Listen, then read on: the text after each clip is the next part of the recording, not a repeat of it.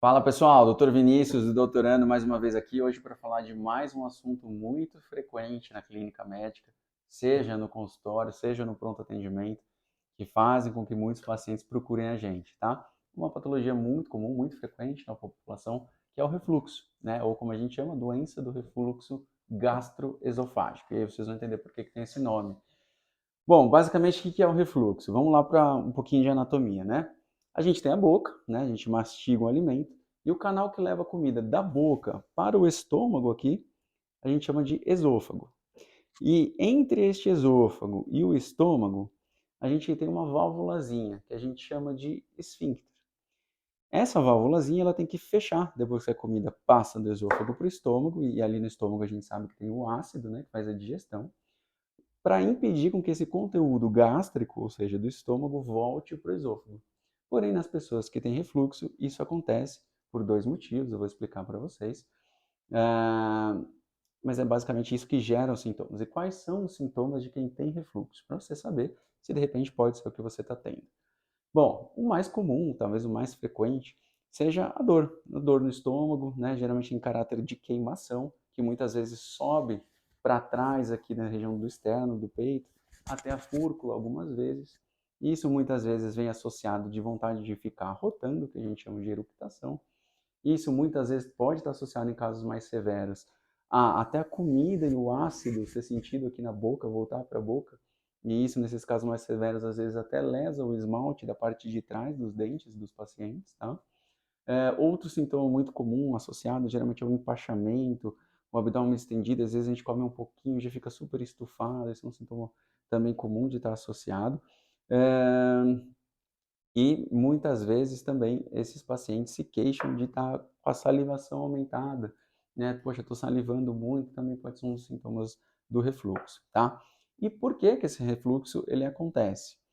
Bom, basicamente, lembra daquela válvulazinha que eu falei que fica entre o estômago e o esôfago? O, o que geralmente acontece e é cirúrgico e não é cirúrgico, mas é o mais frequente, é quando essa válvulazinha ela funciona bem, ela é anatomicamente perfeita, porém ela abre mais vezes do que deveria. E isso acontece por alguns motivos, dependendo da nossa dieta, dependendo da nossa rotina, né? Claro, algumas pessoas mais propensas do que outras, mas a depender do que a gente come, pode fazer com que a distensão importante do estômago faça com que ela abra com mais frequência. E, por exemplo, quando a gente ingere muitas gorduras, isso deixa ela um pouquinho mais fraca. Álcool é uma coisa que também deixa ela um pouquinho mais amolecidinha, por assim dizer, e facilita esse retorno do conteúdo do estômago para o esôfago, gerando esses sintomas, né? Então, o mais frequente é você ter um esfíncter, uma válvulazinha que funciona ok, mas que, por alguns motivos, geralmente estão associados à nossa rotina, ao nosso hábito de vida, ela abre mais vezes do que o necessário e aí esse conteúdo acaba voltando. Quando a gente faz muita atividade também com aumento da pressão abdominal, muito exercício físico abdominal, pega muito peso todo dia, isso também facilita o desenvolvimento dos sintomas pelos mesmos motivos que eu citei. Numa minoria das pessoas, às vezes você faz o tratamento clínico e não obtém melhora, e você descobre que esses pacientes têm um defeitozinho mesmo no esfíncter, e aí nesses casos, que são a minoria, tem indicação cirúrgica, tá bom? Absoluta. Muito bem, o que eu posso fazer? Né? Quais são os alimentos que eu devo evitar se eu acho que eu tenho refluxo? Primeiro, comidas gordurosas, então fritura, gordura, hambúrguer, que é uma carne muito gordurosa, essas coisas, em geral, diminuem a motilidade do estômago, desse esfíncter, e facilitam o retorno dessa alimentação. O álcool é outra coisa que deve se evitar também. Da mesma maneira que fazer refeições muito pesadas também podem piorar os sintomas. Mas também não é bom ficar de jejum por muito tempo, tá? Então, o ideal é a gente fazer aquelas alimentações numa quantidade moderada, com alguma frequência, né? E não ficar muito tempo de jejum e nem descontar tudo numa refeição só, como a gente faz às vezes, né? Muito bem.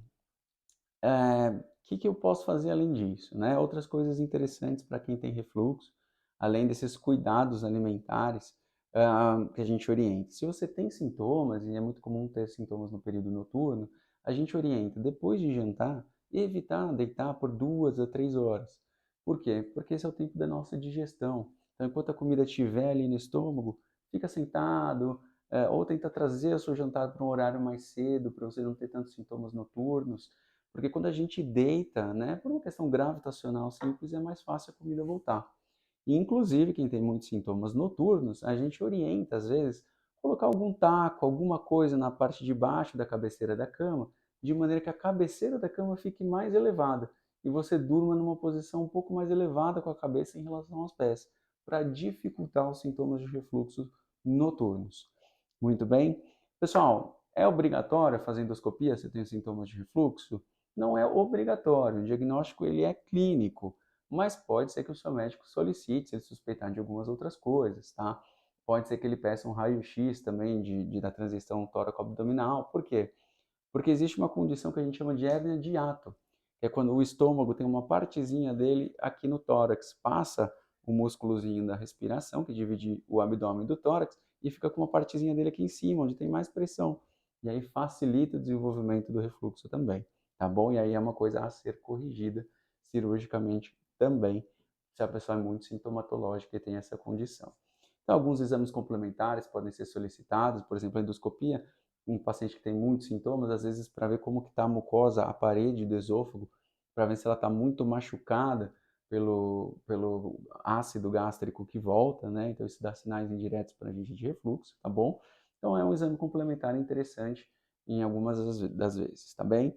E qual que é o tratamento, né? O tratamento, o principal são essas medidas alimentares que eu passei para vocês, esses alimentos e essa rotina alimentar, né, que foi orientada. Da mesma maneira que posturais, né? Então, evitar se deitar logo após o jantar, essas coisas são super importantes para o tratamento. Mas existe também o tratamento medicamentoso, com um protetor gástrico, né? Não é o intuito desse vídeo aqui orientar qual é o melhor, qual é o pior, quando usar um, quando usar outro, qual a dose, né? A gente quer fazer uma orientação geral, né? Para te esclarecer, para você saber se você pode ter essa doença, qual médico você deve procurar e quais medidas você já pode começar em casa, né? Com alimentação, com postura, para já aliviar um pouco os seus sintomas e saber o que, que pode te piorar esses sintomas e evitar isso, né? Cigarro, por exemplo, é uma outra coisa que piora muito os sintomas do refluxo e que é bom, não só por isso, mas por vários motivos, pensar em cessar se você é tabagista e está assistindo esse vídeo. Muito bem. Outra medicação que pode ajudar também a gente chama de procinético, que são aqueles comprimidinhos que a gente toma junto com a alimentação, que aceleram um pouquinho a nossa digestão e melhoram também os sintomas. Geralmente a gente faz um tratamento associado desse procinético com um protetor gástrico, tá? Para pacientes mais sintomáticos, né? Faz isso por 1 a 2 meses e faz um acompanhamento, né? E geralmente o paciente fica muito bem, principalmente se ele adere bem às medidas dietéticas e posturais orientadas nesse vídeo. Muito bem. É... Pessoal, outra coisa que faz muita diferença, lembra que eu falei da pressão abdominal? Portanto, quanto maior a nossa cintura abdominal, ou seja, quanto mais gordinho a gente está, mais sintomas de refluxo a gente é propenso a ter. Então, perder peso ajuda muito na melhora dos sintomas do refluxo, tá bom? Isso é extremamente importante. Se você é uma pessoa que tem bastante sintomas de refluxo, está um pouquinho acima do peso, considere, tá? Ela vai ajudar muito na melhora dos sintomas. É, E é isso, pessoal. Eu espero que tenha conseguido esclarecer bastante as questões envolvidas na doença do refluxo, tanto quais são os sintomas, quanto o que você pode ir fazendo de tratamento não medicamentoso para ajudar. E se você tem essa doença, ou se você suspeita que tenha, comenta aqui embaixo. Se você conhece alguém da sua família, amigos, que tem esses sintomas e que acha que pode ser isso, compartilha para essa informação chegar para mais pessoas, tá bom? Deixa nos comentários aqui embaixo o que você sentia, se você está melhor com o tratamento ou não, tá bem? E é isso. Fico por aqui. Um grande abraço.